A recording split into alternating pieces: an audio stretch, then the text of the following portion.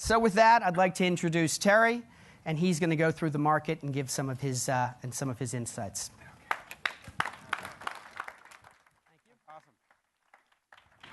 I'm hiring his graphics guy. Actually, I'm not. All right, it's Movember 2014, and I suppose my biggest challenge was to figure out what new to say since we did this, 6 months ago? And I wanted to think about what is different. But there is some differences in November of 2014 as compared to March as it relates to premium programmatic, and it's sort of where it is in the gestation curve of sort of adoption and realization in the marketplace. And I wanted to just share a few thoughts around some ideas as I think of premium programmatic and what it means. So they're just a bunch of spare thoughts, but I thought I'd encapsulate the sort of the takeaways. So I'm going to start and end with these takeaways as to why I think now 7 reasons. So we're going to do this in BuzzFeed style. So 7 reasons why the inflection point for premium programmatic is actually now. So number 1 is programmatic growth. We've seen obviously huge growth in the programmatic marketplace. In fact, I remember when I first started talking about programmatic in 2005, people were like, what? And it's really just, software intermediating media buying. That's an easier way, more layman's way of referencing it. But it was in sort of nascent stages. In fact, nascent stages in 2009. So 2010 is really the first year that we started to see, sort of real buying activity over an exchange at any kind of meaningful volume. And of course, that has now spiraled. We're now close to $10 billion of spend in programmatic channels. And what's interesting is, usually eMarketer, which is a business company that I would say is in the business of up and to the right, because every chart they do just sort of goes up and to the right. They've actually had to revise all their numbers. They and Magna and all the folks that prognosticate on programmatic growth, because as it turns out, even though we were calling for it to double and triple on an annual basis, and by the way, that gets to be really big numbers really quickly, it turned out they were too low. And they've had to revise upwards even of their sort of hockey stick projections. So it's hugely growing, and now it's getting the kind of attention. Why is that important? Because the vast majority of it is RTB. It's not the premium stuff. Why is it important? Because you just heard Troy tell you that programmatic is now a meaningful percentage of their revenues, right? Until such time, the publishers and the ecosystem at large, it doesn't really matter that there's this sort of remnant exchange marketplace over here. When it becomes meaningful, they say, oh, okay, now I'm listening. And that's actually pretty important. We think mobile is going to materially change or advance the notion of premium programmatic and the rich formats. So whether that's native or video, I mean, that's the whole shooting match. That is all premium, right? So whenever video and convergent TV moves towards programmatic, that's going to be almost purely in the premium realm. And then, quite frankly, offline. There's a lot of media spend that takes place in other channels, which I'm going to talk about the two sides of programmatic monetization and workflow, where clearly addressable media, there is a significant portion of that will be able to be intermediated via software. Publisher economics, we think that it's inevitable that publishers have to avail themselves of more efficient solutions because these are expensive buildings to maintain, and if you can't control price, if that's somewhat exogenous to the publisher, the one thing they can't control is costs, and so they will.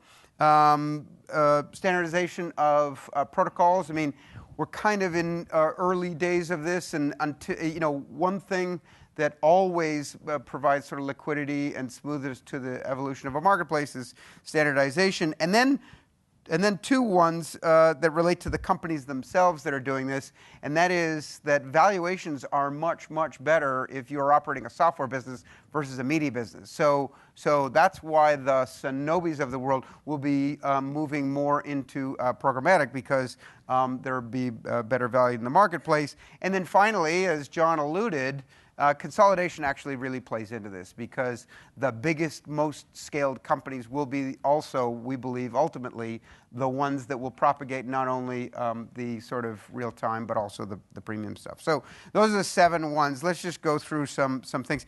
John asked me at the outset here, he said, hey, could you do a premium programmatic LUMAscape? And I said, no. Just largely because we were trying to keep those just to each one of the individual channels. But I thought about it and said, well, what would a premium programmatic LUMAscape look like? And it might look like something like this, which is to say disintermediating all of that muck, all of those point solutions in the middle and delivering straight through. I suppose we need some intermediaries, and there are companies that are thinking about how to take the success of RTB that's largely, started in remnant, and to sort of elevate that up the stack, if you will. The thing I mentioned the last go round 6 months ago, which I'll say again, is we've seen this before. This notion that software applying to a marketplace is nothing new. We've seen it in a whole variety of industries, and the analogy I like to use is travel, because it's a perishable inventory like media.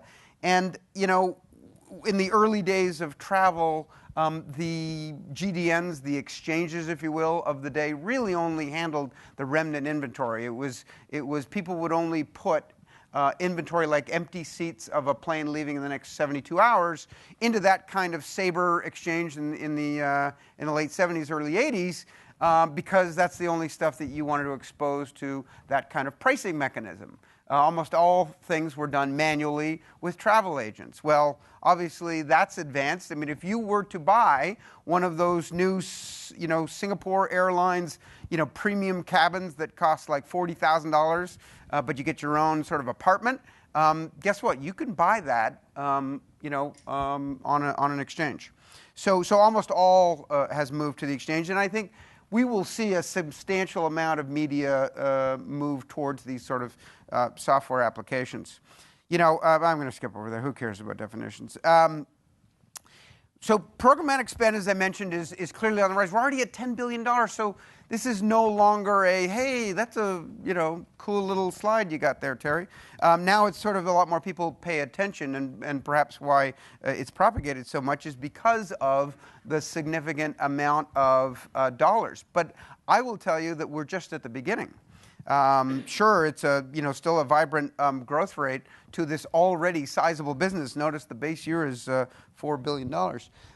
But what's more interesting is that programmatic direct is taking a larger share. So this is eMarketer projection showing, look at that middle segment. That is the non-RTB but programmatic component, which is growing rapidly. And this is as a share to big premium publishers. This is kind of everything, right? Because to them, sure, they let the remnant stuff get monetized, but the reality is this is where they make all their money, is in the premium stuff. And so this is a major development that I think publishers all have to and are now taking advantage of. As I mentioned, there's 2 worlds of programmatic.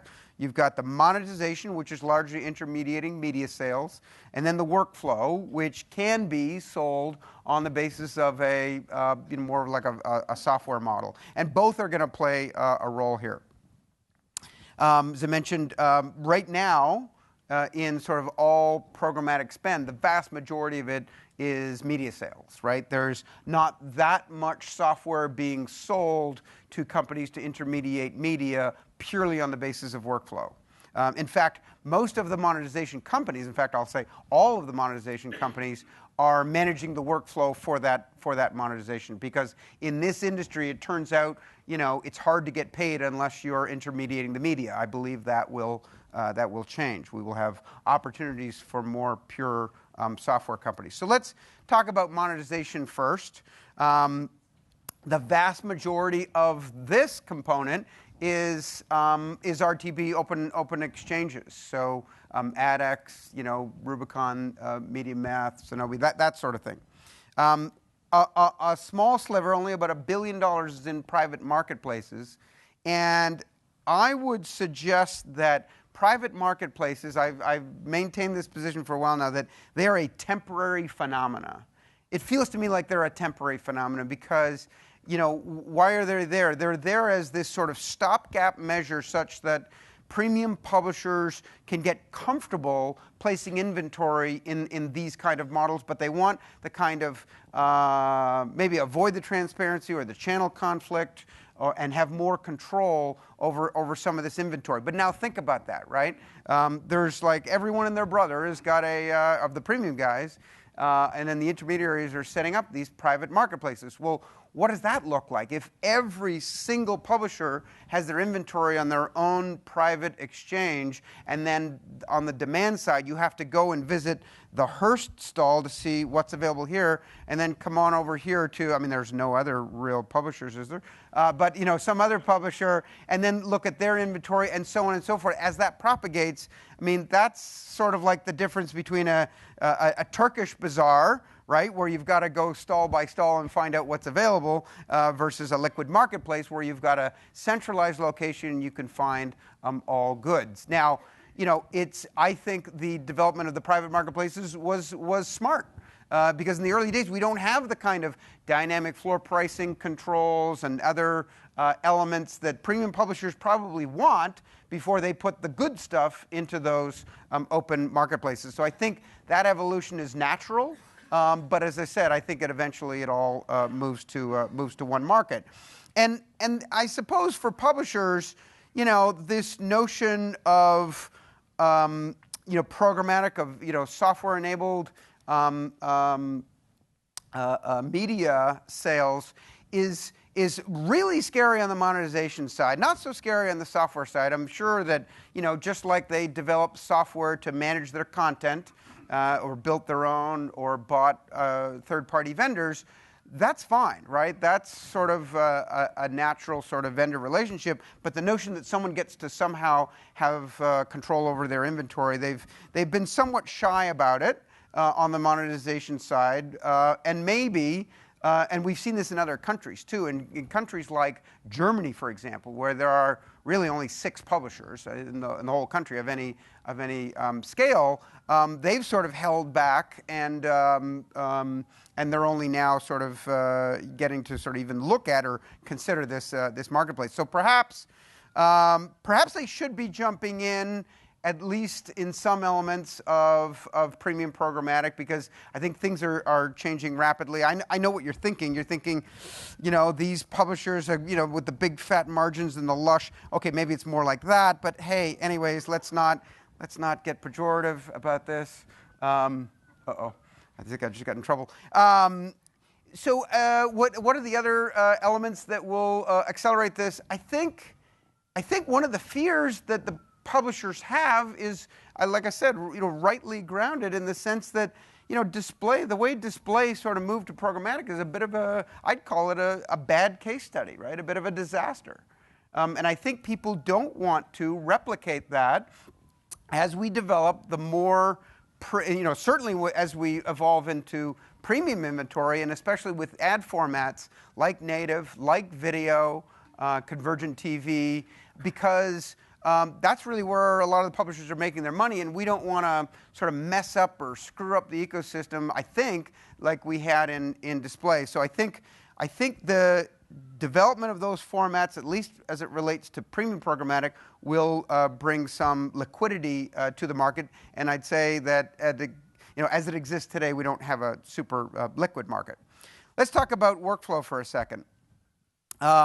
Obviously there's a variety of ways that demand and supply can meet up, and a lot of you heard it. I'm not going to spend all the time on all the faxes and all the inefficient workflow that takes place in between, other than to say that that we are likely to see a change such that when software and there's a whole variety of softwares or tools that the software accomplishes for publishers, from from yield maximization and inventory discovery to forecasting to the actual buying.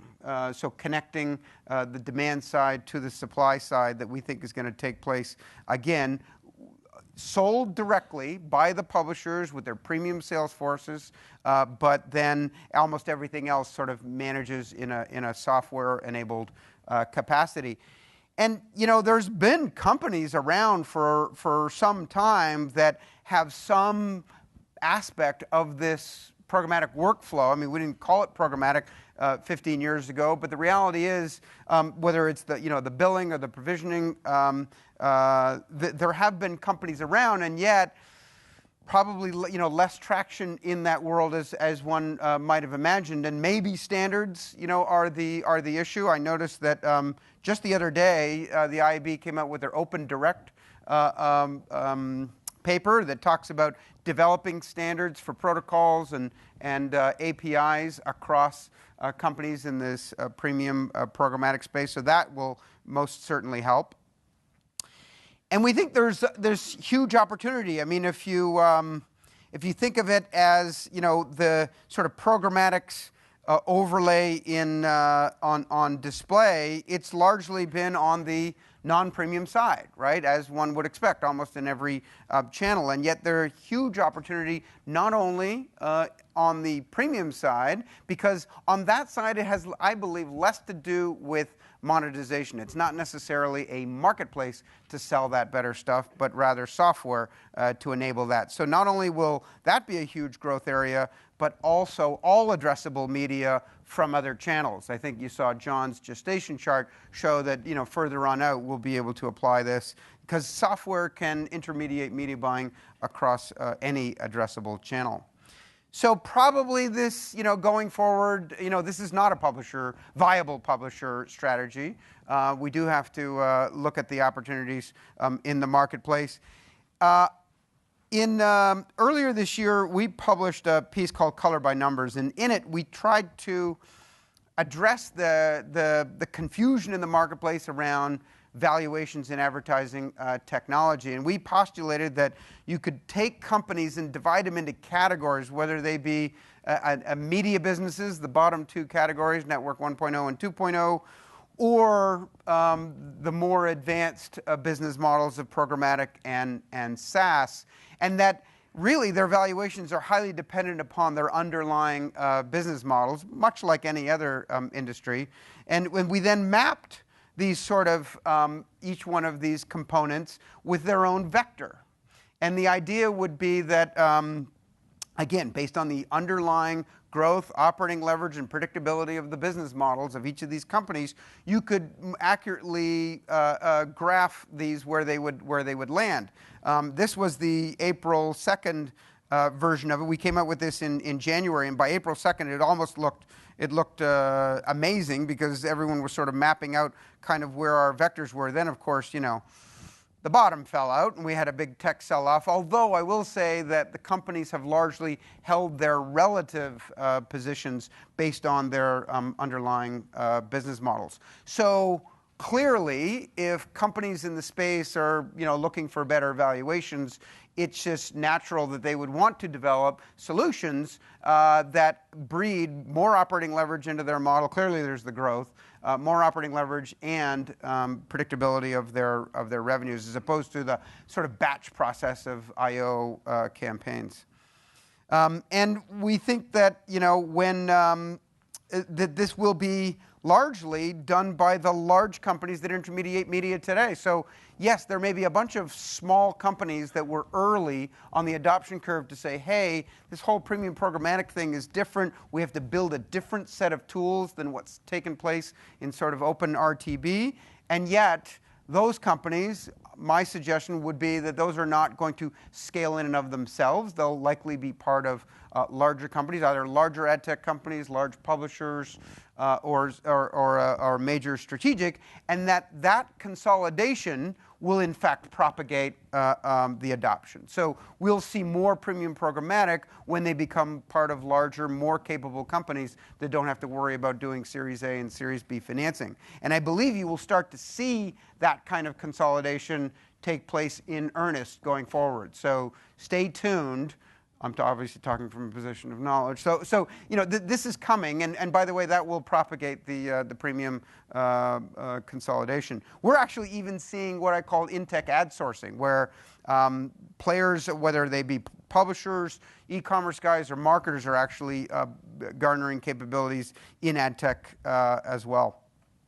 So I guess if I were here to say, you know, things are changing rapidly and we're going to expect a whole bunch of consolidation in this fragmented marketplace, you know, I'd ask the question, well, you know, what scares you the most?